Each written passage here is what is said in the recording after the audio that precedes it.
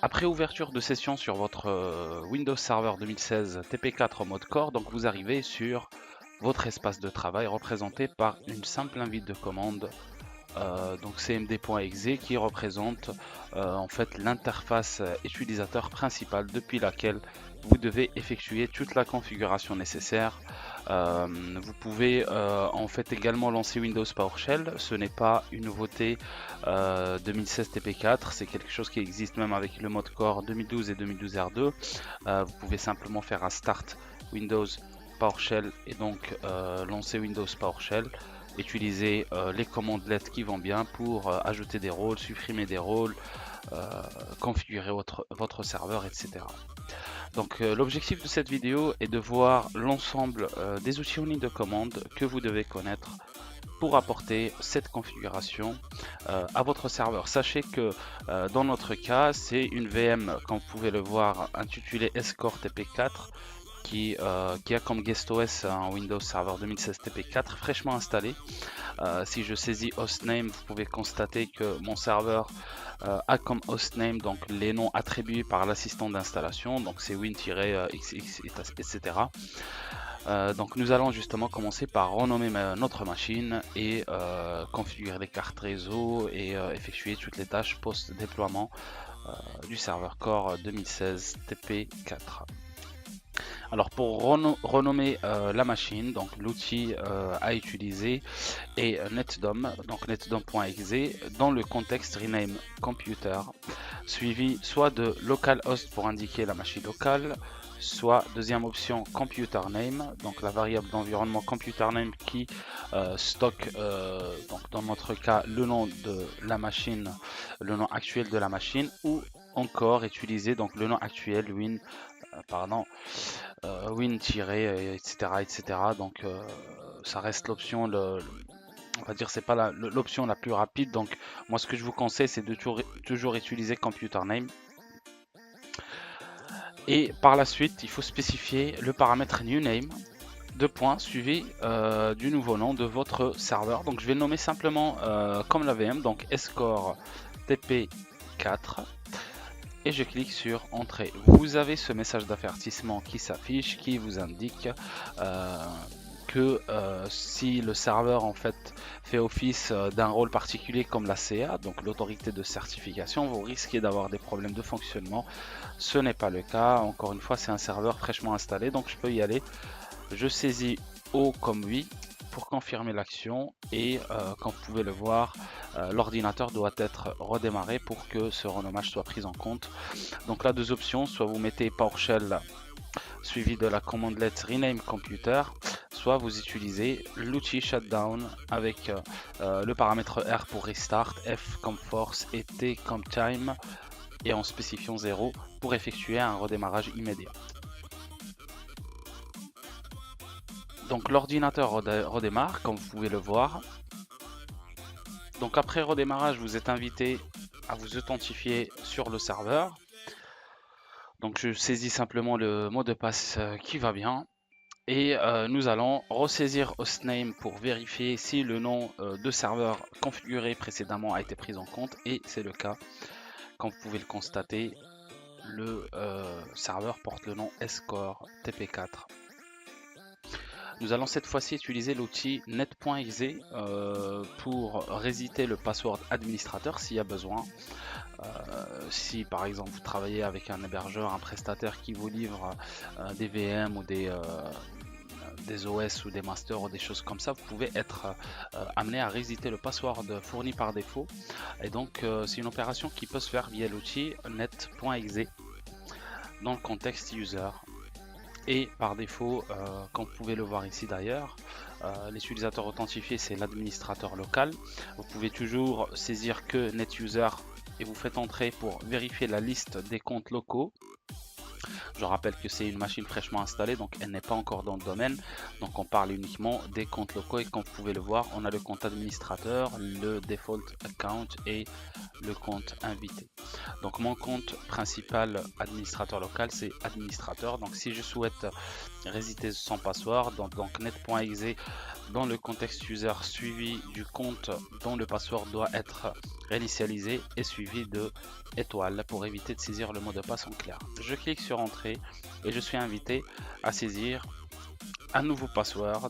Donc là vous voyez pas en fait ce que vous renseignez comme password, mais c'est mémorisé quand même. Donc vous saisissez le password, vous le confirmez, vous cliquez sur OK. Donc si l'opération a été prise en compte, donc le message suivant est retourné. Je vais simplement saisir un log off pour déconnecter ma session et je me reconnecte. Donc je vais faire un CTRL ALT SUP et je vais cette fois-ci saisir ou vérifier simplement le nouveau password et donc là ça passe. Donc voilà, nous venons de renommer l'ordinateur et resetter le password du compte administrateur local.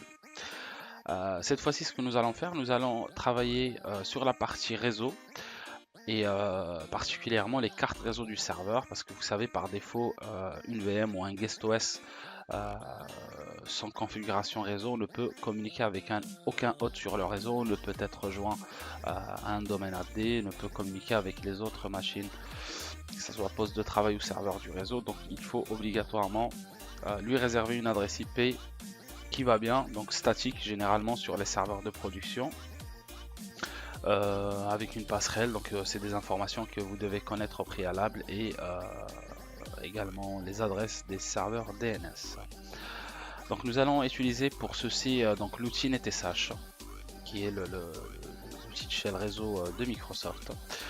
Je vais faire un CD / pour libérer de l'espace et être positionné sur ces deux points. Donc j'utilise NetSH suivi de interface et je vais utiliser les commandes show interface. Le but c'est de simplement visualiser les cartes réseau connectées à mon serveur. Comme vous pouvez le voir, une seule carte réseau est disponible, elle porte le nom Ethernet. Et donc moi, supposons nous avons des conventions de nom même sur les cartes réseau virtuel ou physique sur nos serveurs physiques, donc on évite le nom Ethernet et on nomme les cartes privées ou private ou LAN au lieu de Ethernet et WAN au public pour les cartes, les interfaces WAN on va dire qui font que nos serveurs sont exposés à Internet ou à l'extérieur d'une manière générale. Donc nous allons utiliser l'outil NetSH cette fois-ci pour renommer le nom de la carte en private par exemple, donc de Ethernet à private. La commande à utiliser est la suivante, donc NetSH interface set interface name, donc le nom actuel, new name et le nouveau nom de ma carte. Je vais la nommer private par exemple et je clique sur entrée. Je vais simplement relancer la commande show interface pour vérifier que ce nom a bien été pris en compte. J'en profite pour vous donner une petite astuce liée à l'outil NetSH. En fait, l'outil NetSH ou les paramètres qui sont associés à cet outil là, en fait, ils peuvent être utilisés en mode abrégé comme sur les routeurs et les équipements d'une manière générale Cisco. Si vous avez eu l'occasion de travailler dessus, comme le show configuration terminal, vous pouvez faire simplement un shconfig tr ou ter pour utiliser les mêmes commandes. NetSH il fonctionne de la même manière. Je peux faire un NetSH int pour dire interface, SHO pour dire show et interface pour dire interface, et ça me retourne le même résultat qu'ici. Et donc comme vous pouvez le voir, le nom de ma carte est désormais private au lieu de Ethernet. Très bien, donc nous allons cette fois-ci configurer cette carte private pour mettre une adresse IP statique, configurer le masque de sous-réseau qui va bien, la passerelle ainsi que les serveurs DNS de notre réseau. Nous allons continuer à utiliser l'outil NetSH, toujours dans le contexte interface, étant donné que nous travaillons sur l'interface réseau du serveur. Par contre, cette fois-ci, il faut spécifier IPv4 parce que nous allons configurer l'IPv4 sur notre serveur. Suivi de cette adresse name, vous pouvez toujours utiliser adresse, vous mettez add, nam, donc vous pouvez toujours abréger vos commandes. Donc cette adresse name, quelle adresse? Eh bien c'est la private.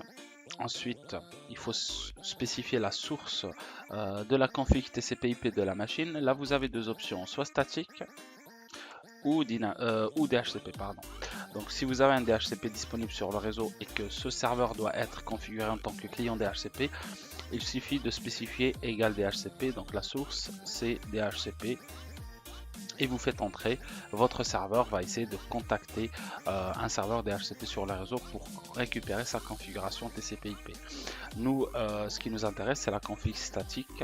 C'est le cas le plus adopté, on va dire. C'est le cas de figure le plus utilisé parce que généralement les serveurs de production, c'est des serveurs qui fournissent des services. Donc c'est des services qui sont accessibles par des utilisateurs et des devices du réseau depuis l'externe, et donc ils sont référenciés avec une adresse IP fixe qui ne change pas généralement. Donc c'est le scénario sur lequel on va partir pour configurer une adresse IP statique.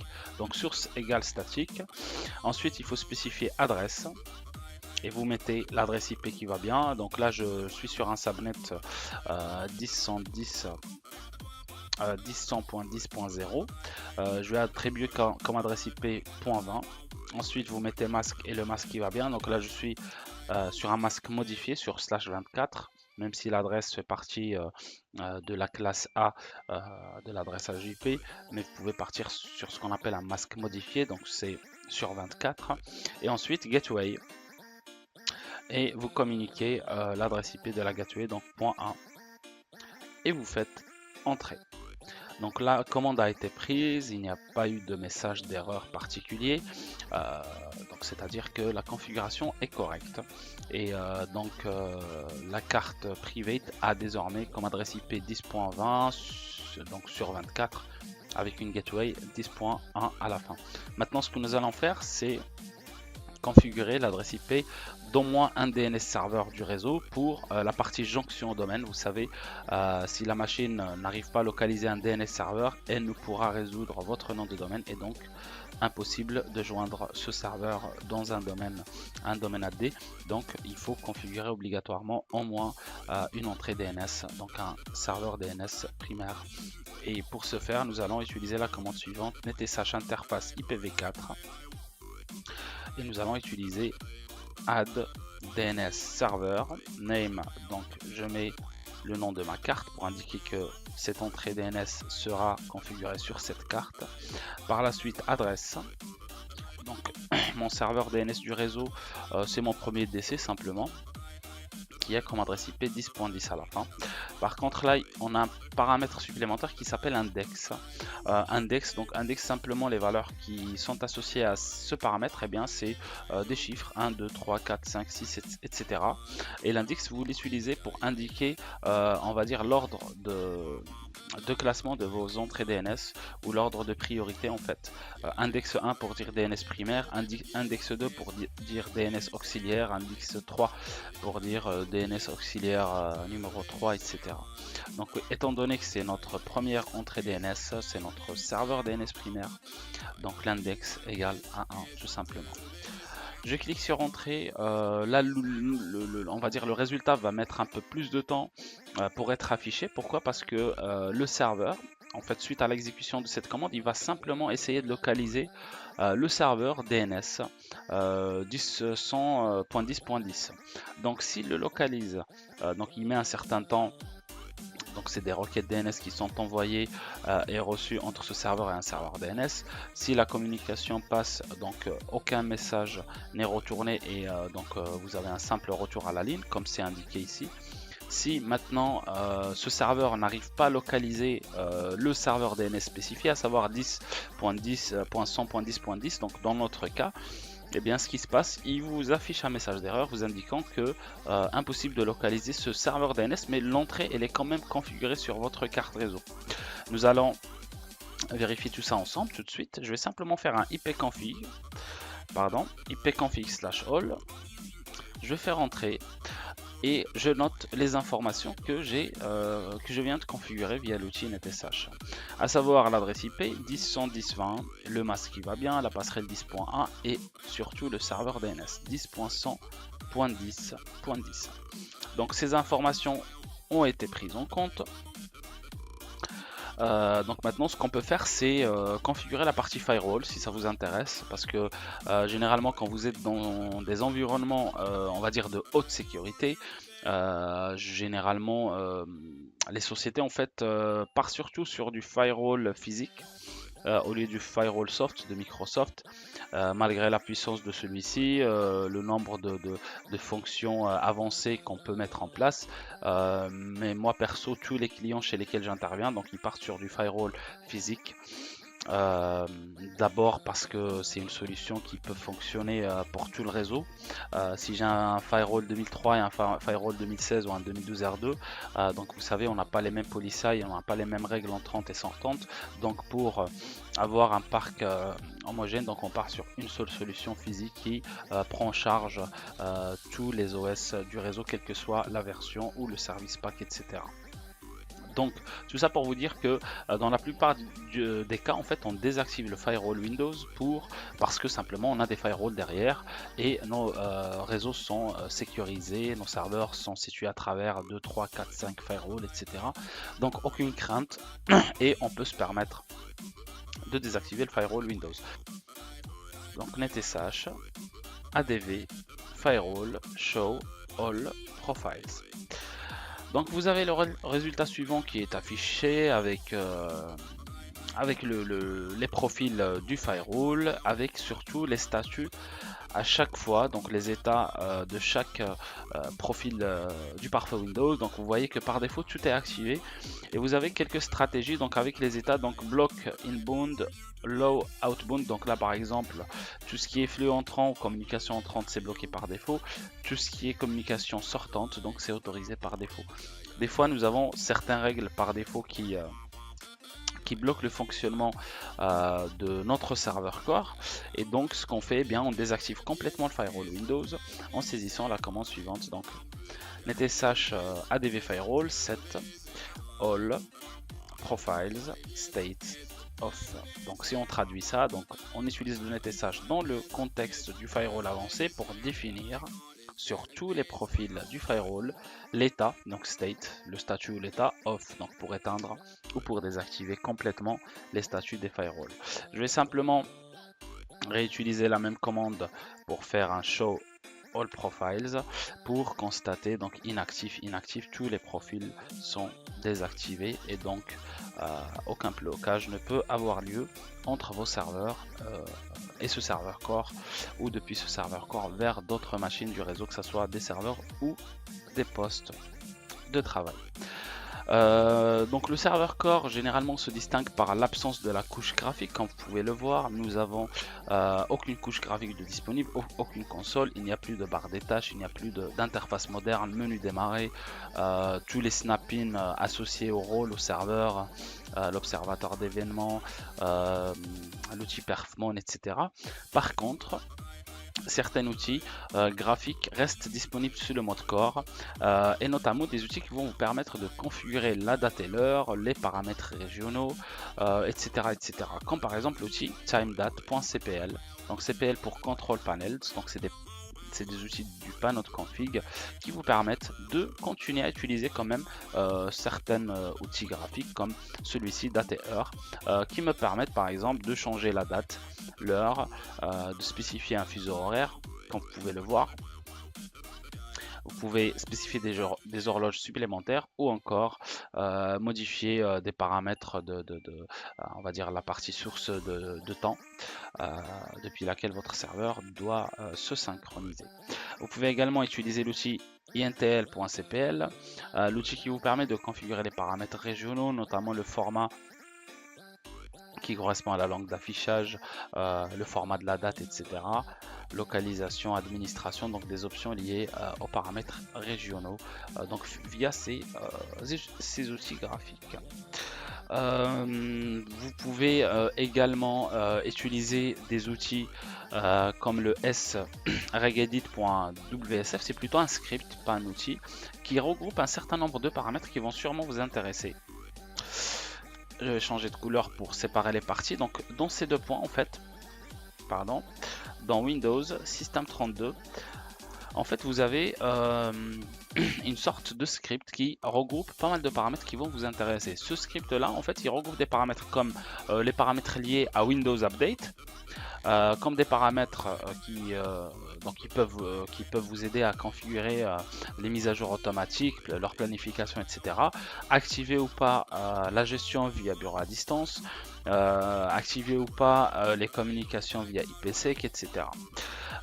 Donc la syntaxe d'utilisation de ce script est la suivante. Il faut d'abord utiliser l'exécutable cscript avec donc suivi du nom du fichier WSF, donc qui s'appelle sc regedit si je me rappelle bien. Voilà, .wsf. Maintenant, pour connaître l'ensemble des paramètres que vous pouvez configurer via cet outil, il suffit de faire un / point d'interrogation. Et là, vous arrivez sur un menu d'aide. Et là, il suffit de lire simplement. Donc, vous avez la première partie mise à jour automatique. Vous pouvez utiliser le /v tout de suite après le sc regedit pour connaître les paramètres actuels. Vous pouvez à tout moment spécifier le chiffre 4. Donc, suivi de /au, pardon, comme automatic update. Suivi du chiffre 4 pour activer les mises à jour automatiques ou chiffre 1 pour désactiver les mises à jour automatiques. La gestion via bureau à distance, donc AR pour Administration Remote si je me rappelle bien. Donc /v pour connaître les paramètres actuels, 1 pour activer la gestion via bureau à distance, 0 pour activer, 1 pour désactiver. Pareil pour la surveillance de la sécurité IP, pour les services SRV DNS, donc pour gérer la partie priorité. Pardon, etc., etc. Donc moi ce que je vais faire, je vais utiliser AU Automatic Update /v pour connaître simplement les paramètres actuels. Donc l'outil me dit qu'aucune valeur est définie. Donc par défaut, ce n'est pas désactivé et ce n'est pas non plus activé. Donc les mises à jour automatiques. Ce que je vais faire, je vais simplement mettre 4 pour activer les mises à jour automatiques. Donc systématiquement, il y a une écriture sur la base de registre qui est faite pour définir des valeurs et donc activer ce service-là. Donc la récupération des mises à jour automatiques d'une manière automatique. Je vais par la suite utiliser le mode AR pour activer la gestion via bureau à distance et je clique sur Entrée. Donc tout ça peut se faire via l'outil sc regedit. Une partie importante aussi, c'est l'activation de votre Windows. Et ça se fait principalement via l'outil SLMGR, Software Licensing Manager, donc qui vous permet de visualiser l'état de la licence de votre serveur, mais aussi de spécifier une clé de produit et de l'activer par la suite. Les commandes que vous devez connaître, c'est /DLI pour Detail License, donc pour avoir les détails concernant votre licence. Donc là, vous pouvez voir que le statut de la licence, on est en mode notification. Et donc le canal, on va dire, le canal d'obtention de l'image de notre serveur, donc l'image Windows Server, c'est un canal détail. Donc ce n'est pas une image Mac ou une image KMS, donc il n'y a aucune clé KMS au Mac qui n'a été spécifiée, c'est simplement une image, une audit du commerce, mais moi je l'ai récupéré donc depuis le site le centre de téléchargement de Microsoft, donc c'est normal que c'est Retail Channel. Donc je clique sur OK. Si par la suite j'aimerais avoir plus d'infos, donc je peux faire un DLV. Et donc là vous avez plus d'informations, notamment sur la date de fin d'évaluation, sur la raison de la notification, etc., etc. Clé de produit partielle, etc. Nombre de réinitialisation de la référence, il nous reste 1000 réinitialisations, on est en mode d'évaluation. Vous pouvez à tout moment faire un /IPK suivi de votre clé de produit, donc sur 5 blocs, tac tac, et vous mettez, voilà, suivi de entrée. Donc là il va mouliner, il va nous dire que la clé n'est pas valide, c'est tout à fait normal, mais si vous disposez d'une clé valide, donc vous utilisez SLMGR /IPK install product key suivi de la clé de produit. Une fois installé, il suffit de faire un /atto. Vous utilisez les slash ou les tirets, c'est la même chose. Donc /atto pour activer automatiquement votre serveur. Par contre, il faut noter que pour utiliser ce paramètre, il faut que votre serveur soit connecté à Internet, parce que c'est de l'activation auprès des serveurs d'activation de Microsoft. Si maintenant votre serveur a été installé avec une clé KMS client, donc il faut que votre serveur KMS soit joignable sur le réseau depuis ce serveur-là. Donc c'est les commandes que vous devez connaître, /DLI pour avoir un minimum d'infos, DLV pour avoir des licences détaillées, surtout si vous avez une licence en volume, IPK pour installer la clé de produit de votre serveur, et puis ATO pour activer votre serveur. Maintenant que nous avons configuré tout ça, on peut par exemple joindre notre machine au domaine.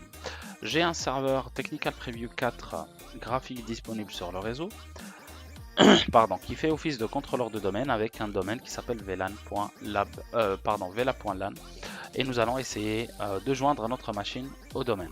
Alors comment ça marche? On utilise principalement l'outil netdom. Donc c'est un outil qui est lié au service de domaine ADDS, donc principalement à l'Active Directory. Ça vous permet non seulement de joindre des machines au domaine, mais renommer un contrôleur de domaine, renommer un serveur, comme on a pu le voir au début de cette vidéo. Ça vous permet de vérifier des relations d'approbation, les secure channels entre deux forêts, donc interforêts, créer des relations d'approbation, les tester, etc. Donc ça permet de faire plein de choses. Pour en savoir plus, il suffit de faire un / d'interrogation et vous voyez tous les modes dans lesquels cet outil peut être exécuté. Résister un canal sécurisé dans le mode trust, donc relation d'approbation, renommer un ordinateur, supprimer un ordinateur, faire une requête, interroger et récupérer des infos, join, donc c'est la commande que nous allons utiliser pour joindre ce serveur au domaine, faire un move, déplacer un ordinateur, etc. etc. Voilà, donc je vais utiliser l'outil netdom pour faire cette fois-ci join. Donc netdom join quoi? L'ordinateur local. Donc comme je vous ai dit, la best practice que je vous donne, c'est toujours utiliser computer name, comme ça vous n'êtes pas embrouillé. Donc netdom join, donc qu'est-ce qu'on va joindre? L'ordinateur local. On va le joindre où? Vers notre domaine qui s'appelle velab.lan. Via quel compte utilisateur ou avec quel credentials nous allons le joindre. Nous allons utiliser donc userd, il faut toujours ajouter d, donc userd pour dire domain user ou user domain. Je vais simplement utiliser mon compte administrateur du domaine. Ensuite, soit vous mettez pd ou password d, donc password du domaine. Je vais mettre étoile et je vais mettre reboot. Donc vous savez, la jonction domaine, ça nécessite un reboot pour que ça soit pris en compte. Donc dès que j'aurai spécifié mon mot de passe, parce que j'ai mis étoile pour éviter de saisir mon password en clair, je vais saisir mon mot de passe. Dès que la jonction est faite, eh bien mon serveur reboot au bout de 5 secondes. Je clique sur entrée, taper le mot de passe associé à l'utilisateur du domaine. Je saisis simplement le mot de passe. Après redémarrage, je me rends sur mon DC. Je vais simplement lancer la console DSA, donc utilisateur et ordinateur AD, et je vais sur mon OU démo channel 9, et là j'ai mes 3 OU, 3 sous-OU, computer, servers and users. Donc moi ce que je vais faire, donc systématiquement après la jonction d'une machine au domaine, donc par défaut tout va dans l'OU par défaut computers, et notamment mon serveur core. Donc suite à la jonction, je double-clique dessus, système d'exploitation, comme vous pouvez le voir, 2016 TP4. Moi ce que je vais faire, je vais simplement faire un move, donc clic droit déplacer, je vais le placer dans ma sous-OU serveurs ici. Il est là. Dans users, j'ai mon compte HKadmin qui est un administrateur du domaine. Voilà, il est membre du groupe de sécurité admin du domaine, et c'est ce compte là que je vais utiliser pour m'authentifier sur mon serveur core. C'est plus le compte administrateur local, on n'est plus dans une utilisation workgroup, mais je vais désormais pouvoir m'authentifier avec mon compte admin du domaine. Donc après jonction au domaine, donc velab.lan, nous sommes censés nous retrouver par défaut sur notre domaine vela.lan. Donc normalement le mot de passe que je suis censé saisir, c'est celui de l'administrateur du domaine. Je peux toutefois donc cliquer sur échappe. Donc comme indiqué ici, je clique sur échappe et je reclique sur échappe pour saisir un autre utilisateur. J'ouvre une petite parenthèse parmi les nouveautés donc du mode core. 2016 TP4 pour l'instant, après on verra sur la première version finale, mais j'imagine que ça va être la même chose. Là vous avez dû normalement constater le manque de l'absence en fait de l'écran d'authentification. Il faut savoir que sous Windows Server Core 2008, 2008 R2, 2012 ou encore 2012 R2, malgré le fait que votre OS exécute l'option d'installation Core, mais vous avez quand même l'écran graphique en fait avec les options d'authentification. Là c'est plus le cas. Microsoft ils ont encore fait mieux en fait en supprimant cette partie. Donc là on est vraiment en mode CLI, donc en mode command line, il n'y a plus vraiment de couche graphique, et donc même ces étapes d'authentification doivent se faire depuis l'invite de commande comme vous pouvez le voir, et principalement depuis l'exécutable logon UI, donc user interface. Et donc là maintenant si je souhaite switcher entre un utilisateur et un autre, donc je pars sur de l'échappe.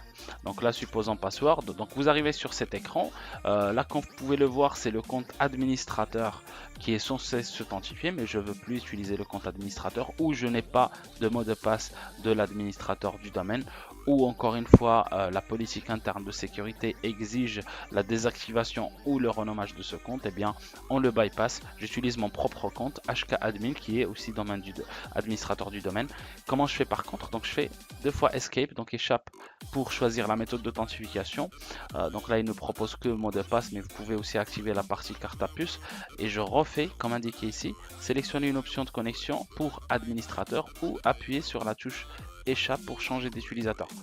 Je reclique sur échappe et je sélectionne autre utilisateur, et là je vais simplement saisir hkadmin avec le password qui va bien. Connectez-vous à VLab. Comment me connecter à un autre domaine? Donc pour l'instant je me connecte à VLab, entrée, et j'ouvre ma session donc sur le serveur Core sans problème. Donc là c'est une toute première connexion, donc vous avez plein de DLL qui sont appelés, vous avez la génération de votre profil, l'écriture sur le ntuser.dat, etc. Mais je finis par arriver sur mon profil hkadmin sous users. Donc ce que je vais faire, voilà, juste pour changer un peu, je vais faire un echo user domain juste pour m'assurer que je m'authentifie bien sur mon domaine, donc VLab, et je vais refaire un coup logon serveur. Donc quel DC m'authentifie juste par curiosité? Eh bien c'est le DC 01 TP4, donc c'est mon DC du réseau, et tu vois bien. Maintenant notre serveur il est dans le domaine, il s'appelle Escort TP4, il a la bonne configuration TCP/IP qui va bien, il n'y a plus de firewall.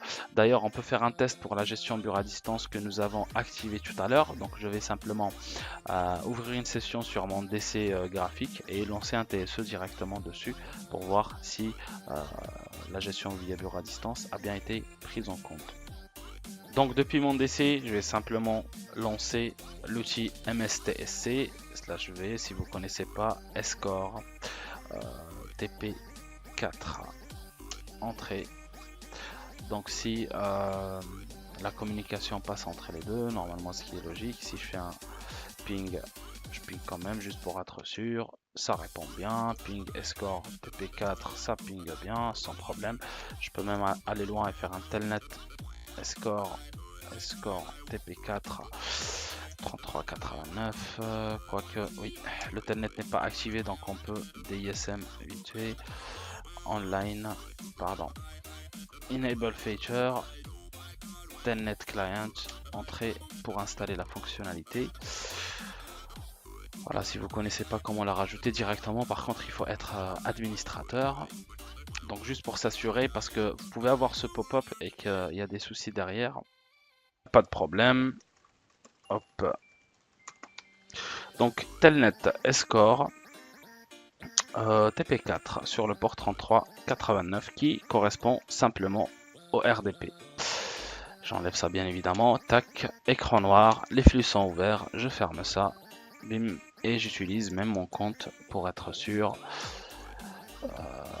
VLab avec le password qui va bien. et je vais ouvrir une session bureau à distance sur mon serveur Core, juste pour m'assurer que mes tâches post-déploiement ont bien été prises en compte. Voilà, une fois connecté, donc vous voyez cet écran-là. Il faut faire la distinction parce que souvent c'est bête, mais là si vous laissez ça comme ça, vous avez l'impression d'être sur le DC, donc sur une autre VM tout simplement, mais vous êtes dans un mode Core, donc il faut séparer les deux. Vous voyez bien que ça c'est la principale, c'est ça la sous-couche on va dire Remote Desktop, donc S-Core TP4. Je vais simplement réduire pour voir ça comme une fenêtre. Et là je suis bien connecté via bureau à distance sur mon DC, j'ai même pas besoin de lancer la VM console, je peux travailler directement dessus, donc via bureau à distance, donc ce qui prouve que notre configuration a bien été prise en compte. Donc je vais en profiter étant donné qu'on est déjà sur le serveur, donc je vais travailler comme ça. Avant de terminer, j'aimerais vous faire part d'un outil, c'est simplement l'outil sconfig. C'est un outil fourni par Microsoft et natif dans les serveurs Core. C'est un outil magique en fait qui regroupe pas mal d'options de configuration et qui a été simplifié par Microsoft pour aider justement les IT à effectuer les tâches post-déploiement du serveur Core rapidement en utilisant des numéros d'options.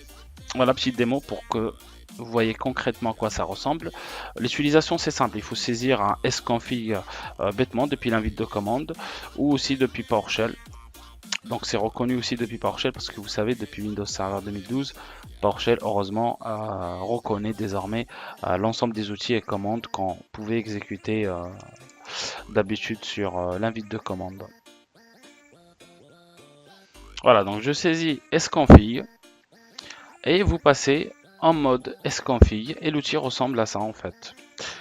Vous avez des options, donc un domaine au groupe de travail. Vous avez déjà en fait, c'est un outil pour moi de reporting d'abord parce qu'il vous remonte pas mal d'infos. Vous pouvez voir que le serveur est déjà dans un domaine qui s'appelle vela.lan. Son hostname est ça, l'administration à distance est activée, les Windows Update est activé avec le mode automatique, le bureau à distance est activé pour tous les clients. Pour tous les clients signifie que l'option NLA n'est pas activée. Donc la NLA, juste j'ouvre une petite parenthèse pour les gens qui connaissent pas. La NLA La NLA est simplement un mode d'authentification en fait pour les clients bureau à distance. NLA pour Network Level Authentication, donc c'est un niveau d'authentification réseau. Ça veut dire quoi un niveau d'authentification réseau? Ça veut dire que vous devez être déjà un Windows XP SP3 ou supérieur, sinon vous n'êtes pas un client NLA, donc c'est pas supporté. Et le NLA vous permet de sécuriser votre infra RDS d'une manière générale ou n'importe quel serveur accessible via bureau à distance. La NLA consiste simplement à valider vos credentials via le protocole CredSSP avant de vous créer une session bureau à distance. Alors qu'avant, sans NLA, n'importe quel client qui pourrait être un robot, un programme malveillant, qui pouvait diffuser un script avec 1000 demandes de connexion bureau à distance, et bien le serveur TSE créait tout de suite 1000 connexions bureau à distance sans valider les credentials de l'utilisateur distant, ce qui pouvait être une attaque DOS, donc de déni de service. Alors que si vous êtes né là, on valide d'abord vos credentials et par la suite on vous crée une session, ce qui permet d'éviter ce genre d'attaque. Donc voilà, mais par défaut via le sreg-edit, l'outil qu'on a utilisé avec le contexte AR, donc il accepte tout le monde, mais c'est une option que vous pouvez changer, donc soit via l'option 7, soit via la clé de registre. Vous pouvez via l'option 8 configurer les paramètres réseau, la date et l'heure, etc. Petite démo, je souhaite simplement désactiver le bureau à distance. Donc je saisis, vous voyez, vous n'avez aucune commande à lancer, vous devez connaître aucun outil au préalable, aucune compétence technique en matière de code, d'outils en ligne de commande n'est demandé. Il suffit d'utiliser des numéros d'options et suivre l'assistant. Donc je saisis 7 pour être sous le mode bureau à distance. Et vous avez A pour activer ou D pour désactiver le bureau à distance. Si vous laissez vide, donc c'est annuler, vous annulez l'opération. Je vais saisir D pour désactiver le bureau à distance. Notez que le programme appelé, comme vous pouvez le voir en bas de l'écran, c'est le C-Script avec le sreg-edit pour désactiver votre bureau à distance. En fait, il fait notre travail, ce qu'on a fait tout à l'heure. Et la mauvaise nouvelle, c'est qu'on a été déconnecté. C'est tout à fait normal parce qu'on a désactivé le bureau à distance. Je clique sur OK. C'était fait exprès, donc je refais la même commande, pardon, mstsc. J'essaie de rétablir une connexion bureau à distance. Et là, vous pouvez espérer, parce que ça va rester sur démarrage de la connexion à distance. Aucun flux n'est ouvert. Je vais faire un telnet escore TP4 sur le port 3389. Pardon. Voilà, et vous pouvez voir connexion à distance, impossible d'ouvrir la connexion parce que les flux sont simplement ouverts, fermés. Pardon. Je reviens donc en mode console sur mon serveur Core. Donc vous voyez, je me connecte en tant que HKadmin et là je récupère l'accès à mon serveur. Donc désactivation du bureau à distance, ça a été désactivé, il n'y a pas de problème. Après voilà, n'hésitez pas à tester les autres options, cliquez sur 8 pour configurer la carte réseau, revoir ou modifier une option, dater heure 9, etc. C'est vraiment un jeu d'enfant, il suffit de fournir des numéros d'options ou de sous-options. Et quand vous aurez fini, vous cliquez sur 15 pour quitter et revenir à la ligne de commande, donc le mode standard. Petite astuce avant de vous laisser, si un jour ça vous arrive de fermer la console sans faire exprès, c'est bête, mais j'ai vu pas mal de consultants et d'architectes qui me disent ouais, il faudrait complètement fermer le serveur. Il y en a même qui m'ont dit que c'était catastrophique, qu'il fallait redémarrer le serveur pour récupérer l'accès à l'invite de commande, alors que c'est faux. Il faut pas fermer la session et encore moins redémarrer un serveur. Je vous donne la combinaison de touches CTRL SHIFT plus échappe pour faire apparaître le gestionnaire des tâches. Plus de détails, il s'agit de la première ouverture de cet outil, au premier lancement. Vous allez dans Fichier, exécuter une nouvelle tâche. Il suffit de saisir CMD pour récupérer votre interface utilisateur. Donc voilà mes amis, nous arrivons à la fin de cette vidéo. J'espère que ces commandes, ces techniques pourront vous être utiles pour effectuer les tâches post-déploiement de votre Windows Server Core 2016 TP4. Si vous avez toutefois des questions, n'hésitez pas à me contacter à hicham.kadiri@hishamsoft.fr. Je vous remercie de votre attention et je vous dis à très bientôt.